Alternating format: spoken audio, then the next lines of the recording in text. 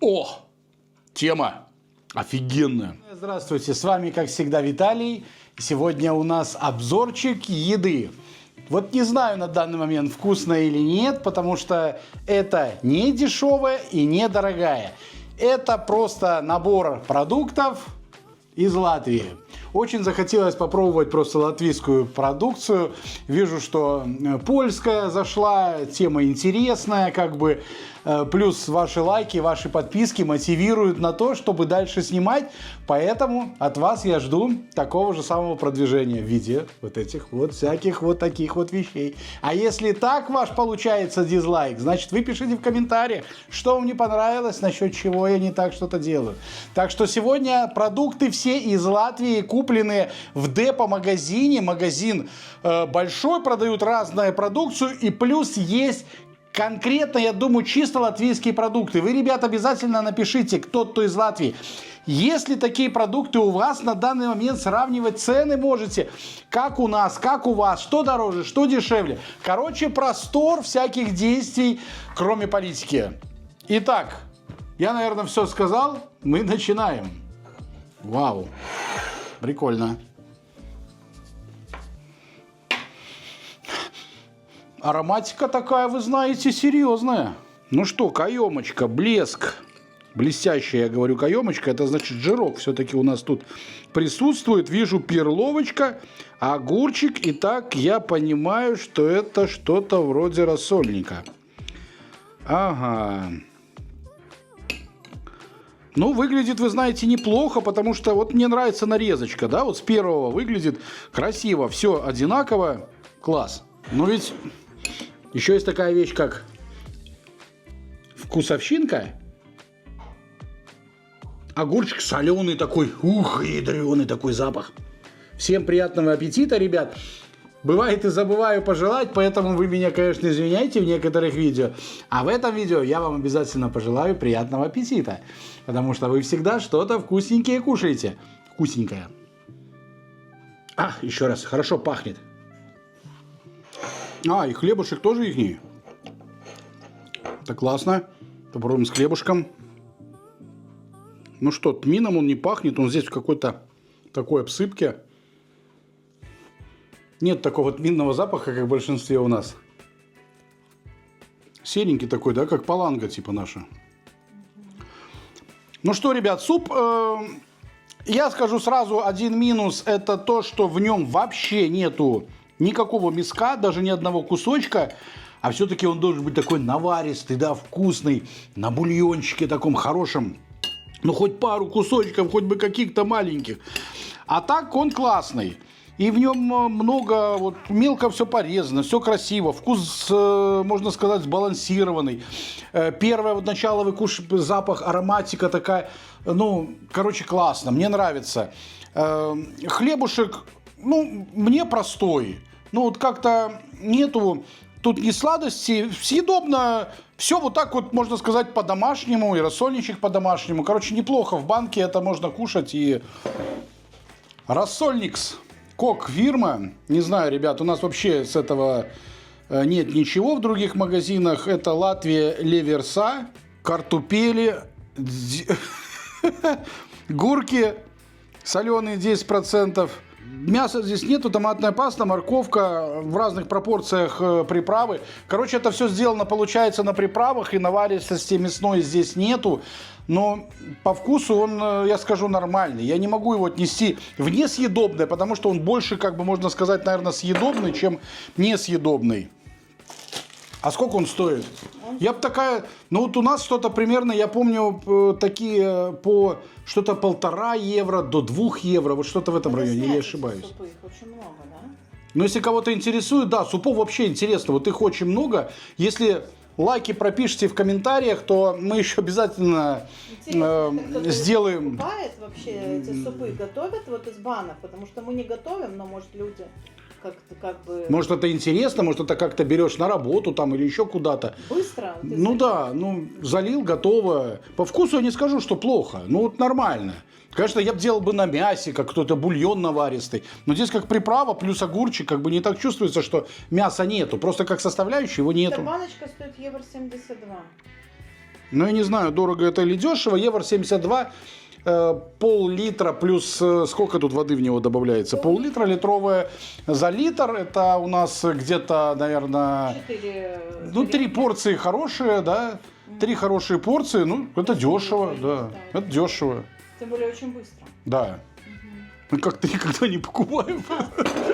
Надо начать, да, ребят? Вы обязательно подтолкните нас на эту тему. Мы еще снимем. Сеяс без привента, Раугас, наверное, это без на закваске, как я понимаю, без дрожжей. Просто стандартный, нормальный, ручной работы. Нет, ну понтов я в нем не вижу. Вот так, чтобы что-то там как-то в это самое было бы изгаляться на чем-то, ну нормальный простой хлеб. 90 центов за эту упаковку.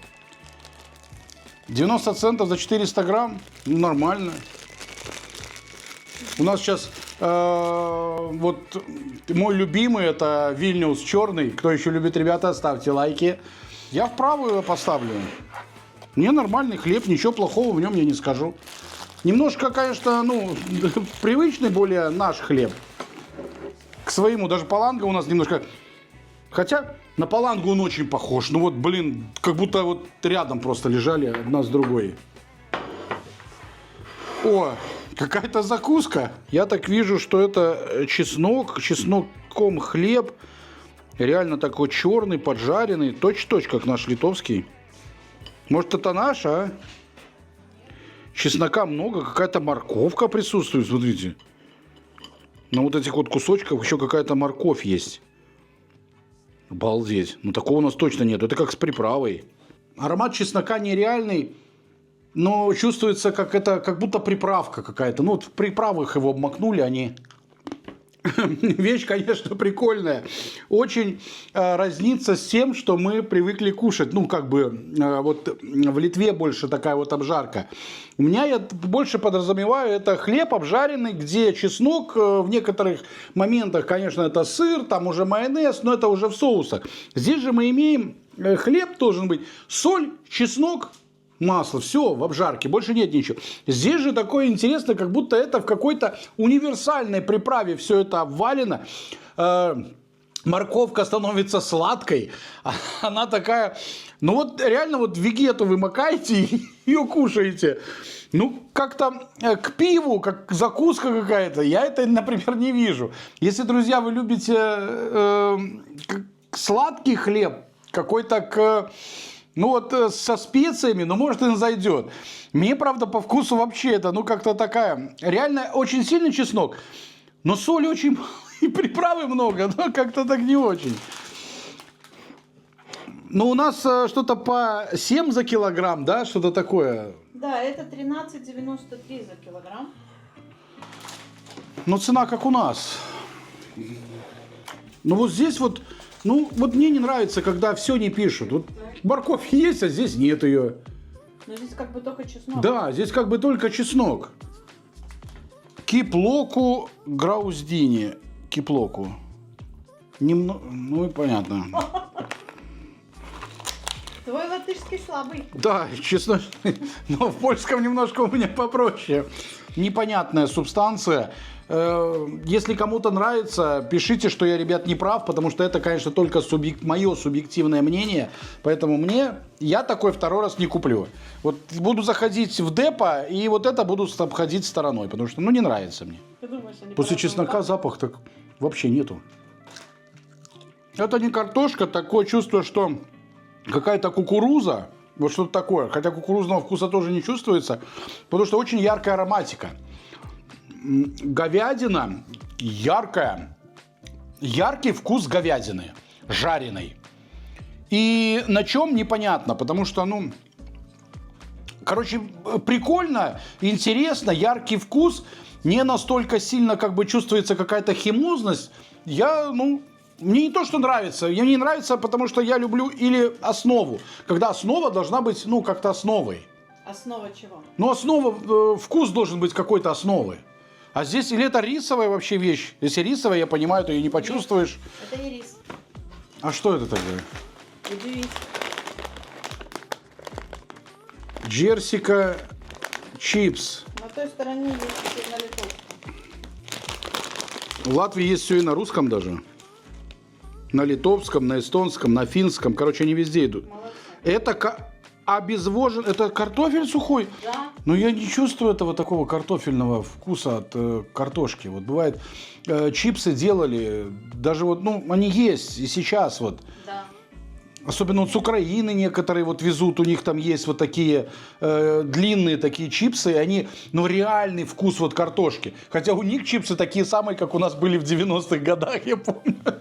Где в 80-х, ребята, еще первые, я помню, со школы убегали и делали начало чипс. Они такие длинные, плоские были. Вот из этой вот переработанного сухого картофеля. Кто помнит? Лайки. Ребят, это картофельные гранулы, картофельные хлопья, потом крахмал, масло, смесь специй, усилитель вкуса, ну это понятно, натрий, боже, тут столько динатрий и натрий, но в нем есть диоксид кремния и говяжий жир. Растительное масло подсолнечное. То, что в нем есть вот этот говяжий жир, вот это чувствуется, что говядина здесь реальная. Мне не нравится, что в нем нету картофельного вкуса. Хотя хрустит прикольно. И это чипсы 90 грамм. Если это где-то евро 1,5, евро 70. Евро 67 за эту пачку, 18,55 за килограмм. Ну, это нормально. Для, как, ну, вот, смотря вот по литовским ценам, Да, то это неплохо. Только что это не натуральная картошка, вот из-за этого минус. Да. Из-за того, что это переработанная вещь, поэтому у нее и цена такая. Но я ставлю их в правую сторону, но не вау-продукт, который бы я бы снова приехал в депо и снова купил бы. Но это не сыр. Хотя есть какие-то кусочки там. Он неоднородный. Может, это сыр? Давайте, ребят, пробовать, потому что я вижу неоднородность. Очень-очень густой, нереально густой. Цвет аж такой, как будто какой-то сыр. Нет, запах это майонез. Уксус чувствуется. И очень сильный, сразу такая ароматика уксусная. Вообще непонятная структура. Чувствуется только кислота. И дальше вкуса нет никакого. Ни яйца. Какой-то вообще для меня непонятный вкус масла. Вообще непонятный. Или он чем-то заменен. Горчицы тоже вообще не чувствуется. Хотя даже лежит, по-моему, наверное, рядом с горчицей. Но невкусный продукт, очень густой. Думаю, подкрашен желтым. Я думаю, ну, майонез по жирности, наверное, он процентов... Я бы дал, наверное, максимум процентов 60, наверное, каких. Жирности это максимально. Ну и по вкусу. Нет, я не хочу такой покупать больше. Премиум Лидо. Яйцо есть. Икра есть. Укроп есть, да. Лидо, Рига, Латвия. Майонез премиум. Рапсовая 62%. Я вангую прямо в точку, да. Вода, сахар, соль. Вот как может майонез быть из основной? Это масло, вода, соль, сахар и яичная мука. Ну все. Здесь крахмал, кислота, потом у нас загуститель и вкусы. Все. Но это вообще не майонез, и 1000 лет это не премиум. Ну ты понимаешь, еще делают майонез. Ну обалдеть, ну масса с мукой вбили и все остальное. Все, вот тебе майонез получился. Ну, не кислот. Ну вообще это не майонез. Ну ты пробовала? Так попробуй. Вот, попробуй. Попробуй. Да, кислющий пипец, вырви глаз. Страшно. Ну, ему, может, мариновать что-нибудь можно? Я не знаю, но если только, да, мясо какое-то мариновать. Где кислота нужна? Где размягчить нужно какую-то там свинину жесткую, ну, может, он и пойдет. Но здесь нету горчицы, ничего такого, ну, добавить Соли один... нету, ничего. Ну, он испортит полностью любой продукт. Это будет просто у вас выброшенный салатик. Эта банка должна стоить евро максимум. 2,24 за эту баночку. Ни хрена себе, это как серьезный майонез стоит. Ну, не так. Ну, это ж без акции, это просто Да, нормальная это цена. да. Ну, цвет хороший. у него 400. такой. Так, цвет у него все тут подогнано. Здесь и омега-3, и там Нисатур консервант. Я понимаю, что, наверное, его нету. Потом здесь еще всего расписано, икру даже положили, там посыпали как бы так. И еще и премиум написали. Ну, вообще, нет, точно, 100%. Самый пока худший продукт, это вот пока майонез. Так, видим мы горчицу. Ну что, с какими-то крапинками. Я так называю, конечно, вот эти вот крапинки, все остальное. Если это не с добавкой чего-то, то это, конечно, у нас как будто мусор какой-то упал туда. Но пробовать же нужно. Давайте проверим.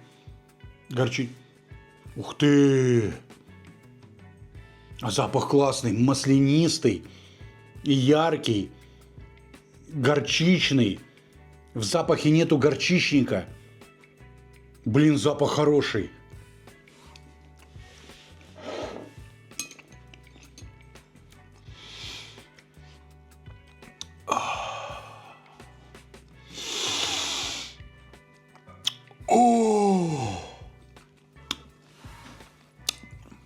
Итак, по горчице. Это, можно сказать, лучший, наверное, вариант из того, вот, что я делал у нас обзор горчиц. Она, правда, сильно кислит. Немножко, может быть, сладости маловато. Но вообще букет классный.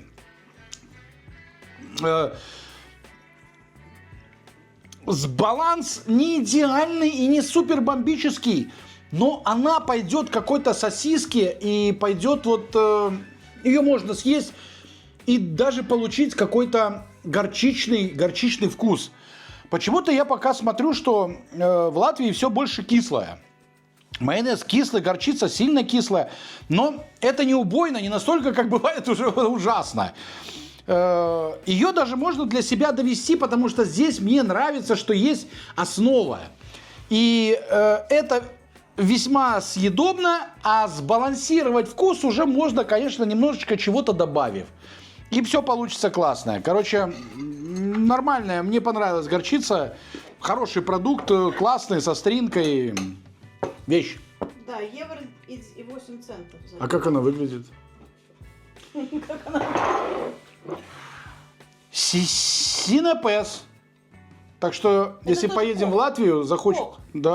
захочется что-то горчичного, сразу пойдешь Синепес, Креву. Правда, в переводе на литовский Синепес Креву – это русская горчица.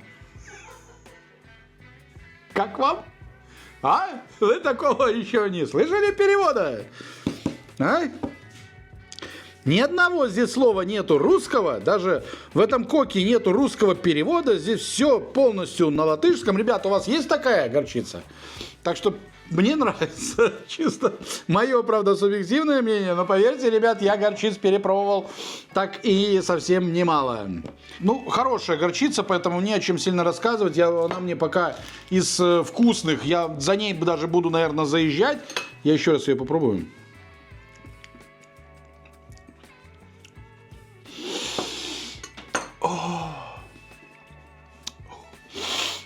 О, тема офигенная.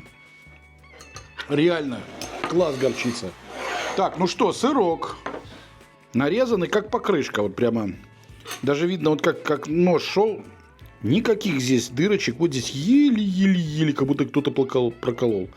А так просто гладкий, однородный. Вид мне не нравится, правда. Тянущийся, он так растягивается прикольно так. О. Он такой, вот сейчас порвался, а так он, вау, тянется.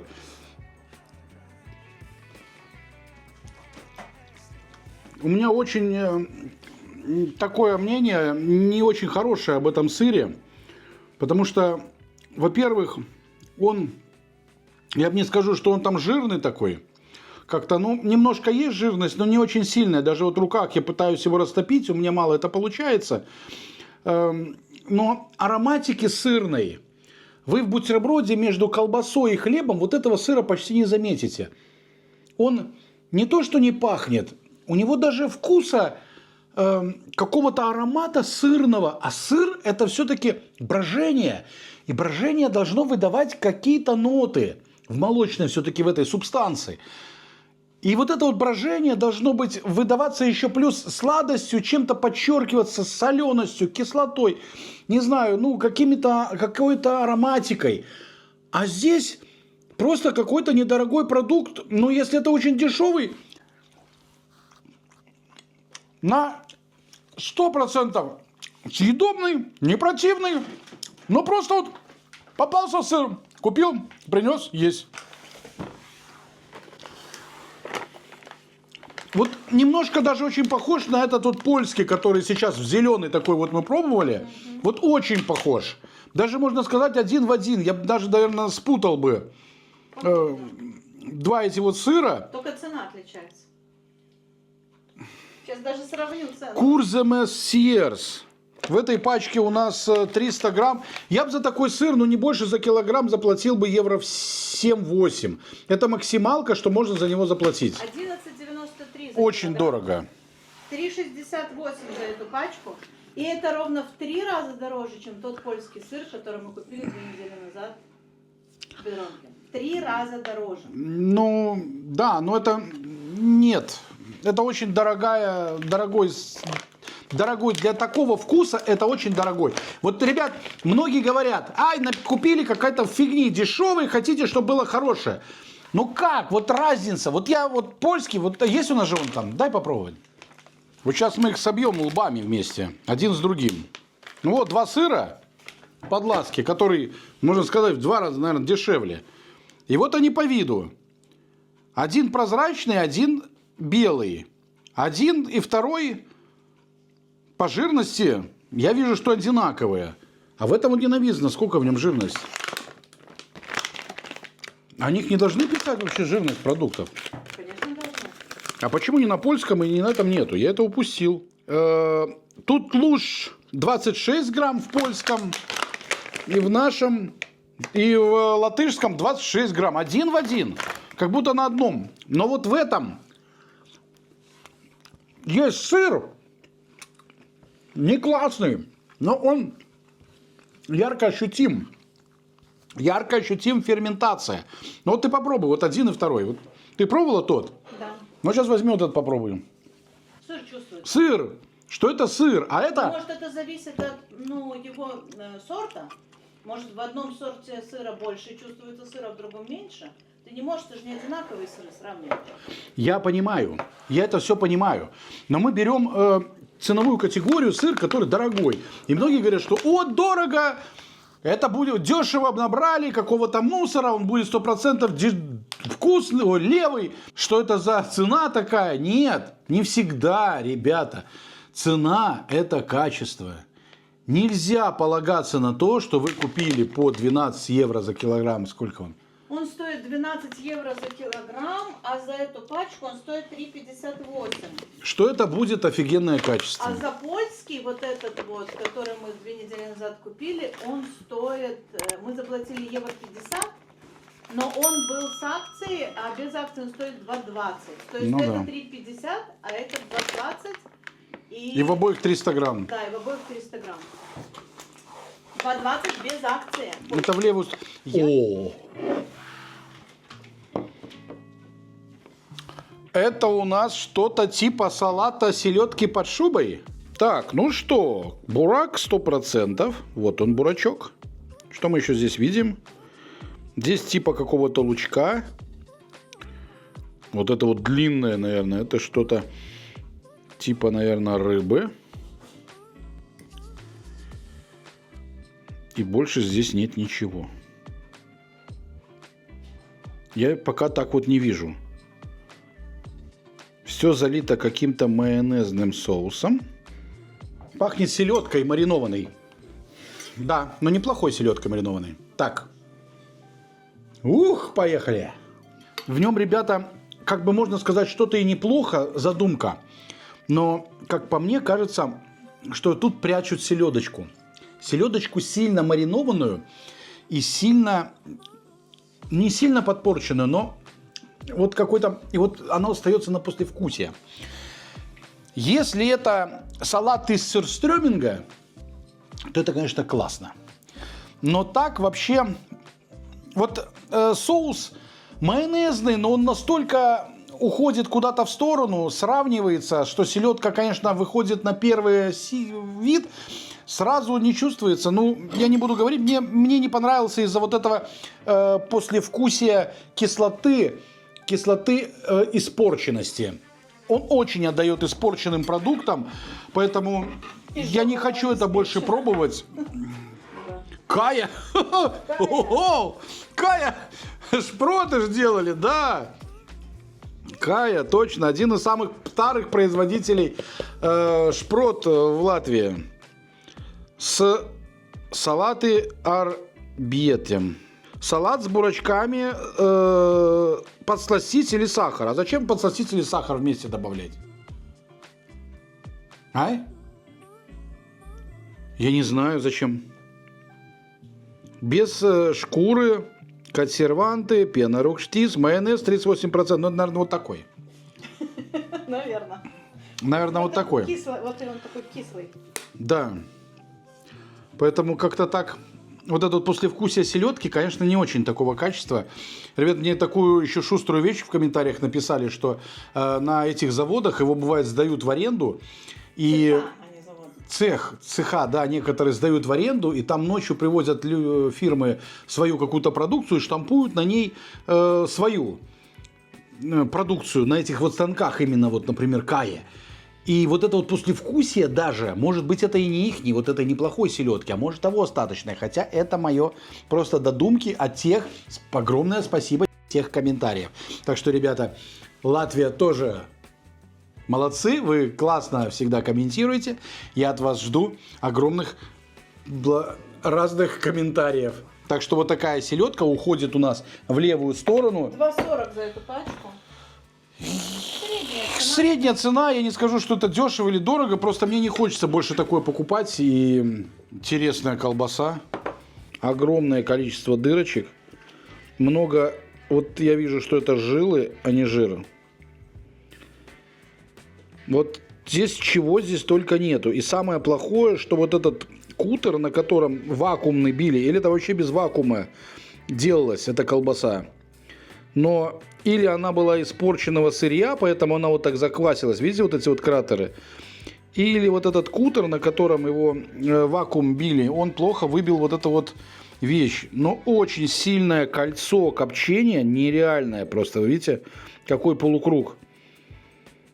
И это, я так думаю, что-то такое с дичью. Вот по виду это так выглядит колбаса всегда с дичью. Яркий такой дым, очень ароматика дымная и запах хорошей, классной колбасы.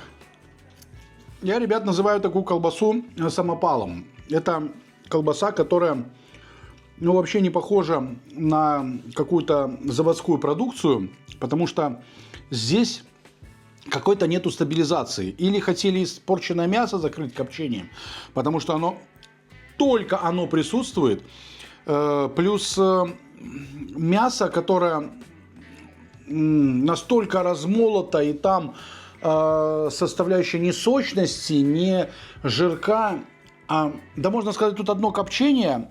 Если это сделать на домашнюю еду, то это как бы нормальная колбаса, когда ты еще не профессионал в этом деле. Но если это сделано заводом, может, это какой-то ручной маленькая фирма. ПКГ. На березовом дыме, я так понимаю. Нет, Алкшню. Карштейру, Кита, Алксню, Думу, Каймешка, Дешра. Ну да, это типа деревенской колбасы. Дабикс Апвалкс. Типа ее снимать не надо, но оно так хрустит, этот коллаген. Я вот его даже попробовал снять, то вот без этого коллагена классно. А коллаген очень жесткий. Здесь свинина, виштена, кевленус, таукей, механическая скирта, виштена. Ребят, это очень дешевая должна быть колбаса, потому что это обвалка получается куриная. И вообще не то, что я думал и представлял сразу по ароматике. Ну, эта колбаса недорогая. Я даже не знаю, ее получится... Здесь столько всего добавлено. Сиропы, консерванты, гивулянты, белка, натуральные. Это натуральная кишка. Да, ну, и там что-то, видишь, А мне коллаген коллагеном. видишь, впереди вот там значок. Да, да, Бикс, может это правда как натурально. Но я говорю, что это какой-то, ну, очень сильно копченый. Плюс вы видите, вот эта вот колбаса сухая, а она мокрая. Да, вон капли. Видите, капает. Вот она, вода стоит в нем. Но это очень некачественный продукт. Я бы не хотел бы, что кто-то его бы... Ну, я точно его не буду употреблять, такую вещь. Но за килограмм это должна стоить где-то 11-12 максимум. 7,32. 7,32 за килограмм? 2,70 за эту упаковку. Ну да. Но это точно уходит в левую сторону. Ну что, это что-то молочное, йогурт или что-то, очень много каких-то крупинок творожных. Она свернулась, получается, что-то? Или может это творожная какая-то масса? Нет. Но крупинок много. Много. Она вообще не однородная. Но она масса это. Да. Но это не йогурт. Нет, это сметана. Сметана. Она расслаивается. Смотрите, по краю она дает воду, вы видите? Нереально. Я у нас 100 лет такого не видел. Ну правда, посмотри, она сейчас польется, та вот часть. Ну, может, постояла в тепле, поэтому так себя ведет. Но она как бы недолго. Кислая, да, запах кисломолочного хорошего продукта. Фу, Да. это крахмал. Крахмал. Я не буду тесты йодом, конечно, проводить, эксперименты эти химические. Но это очень... Она ж прямо по языку расползается, остается вот этот такой налет крахмала такого. Фу. 20%. Ну, красивая банка. Такая нарядная. С крышечкой. 400 граммов. 3 дня открыто держать. А здесь нет ничего. Здесь состава нет. Зато здесь на русском есть. Круто. На латвийском есть, на эстонском, на немецком, на английском. На литовском нету, только на русском. Сметана. Хранить при температуре. После вскрытия упаковки. А где состав? Ребят, мне же стало интересно сделать. Тут даже Рига Фуд в 2017 году медали стоят. Видали? Это вам не просто какая-то там такая вот.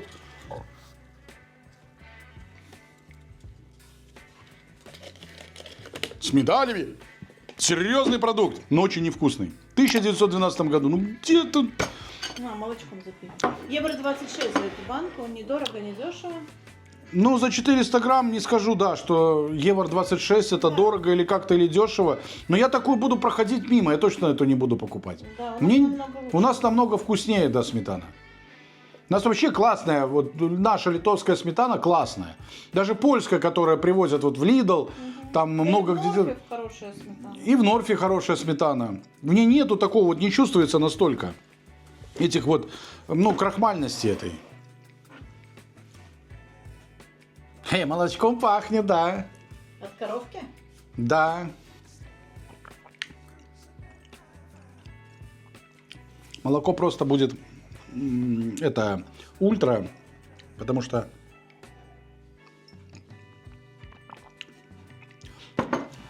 молоко хорошее.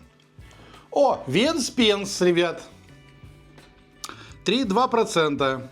А как с другой стороны классно нарисовано. Посмотри. Вау! Корова. Да, 135. Корова дала у нас в бидоны. Бидон до 135 градусов нагрели на 3 секунды, потом до 22 охладили. И налили в тетрапак. Ну, молодцы, ну классно. Да, красиво. Классно расписали. Прикольненько. Вот разница между вот этим молоком и тем, что продают у нас по там, сколько у нас стоит она? Да недорого, 90 центов что-то там. Меньше даже. 80 с копейками Если не- даже. Но ты имеешь в виду такое же, которое долго хранится, да? Ну да, ну так это ж ультра тоже. Тут, правда, ну, больше мы по нему, покупали почему-то за на нем... 60 центов.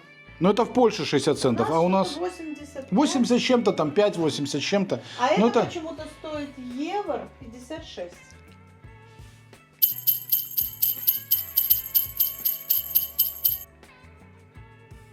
Может, из-за коровки? Венспенс из-за того, что так расписали, типа евро 56. А может, это точно натуральное, а не из порошка? Но у него срок годности Да. больше, чем полгода. Ну Да, какое это может из-за быть? того, что Это ультра, ну... они его нагревают, а потом охлаждают, и из-за этого оно... Да, УГШТ, ну все правильно. Только оно вот здесь маленькими написано, и больше нигде его не афишируют этой надписи. Поэтому, ну это очень дорого. Это в 3 раза дороже, чем... Это у вас, ребят, вот все такое молоко вот с такими ценами? Например. У нас за такие деньги можно купить молоко с, ну, Натуральное? Как оно там пишет? каймешка, ну, типа деревенского, натуралус, типа натурального молока. А сколько тогда натуральное стоит у вас молоко, ребят? А? Если вот такой евро 56. Или это к нам такое только привезли? Дорогущий. Нате, вот вам попробуйте молочка. Итак, ребята, огромное спасибо, что вы посмотрели это видео. Я думаю, наверное, было интересно. Но самое интересное, опять же, с латышскими продуктами будет во второй серии. Боже, как это ужасно. Ну, с волосами. Пюре. Что это такое у нас? По мне классный продукт. Супер, молодцы. Если хотите, чтобы вторую серию вы видели в первую очередь, с вас подписочка, пробили бубенцы, и тогда вы будете всегда в фокусе наших вот этих вот обзоров на этом канале. А на втором канале можно найти классных, интересных рецептов, кто не прорекламирует себя как сам себя. Но, так что, я думаю, быстро пролетит это время, и мы будем дальше продолжать. Опять же, такое количество латышских продуктов, там, правда, будет еще интереснее. Там больше мясных, да. Короче, там будет очень классненько. Во второе видео.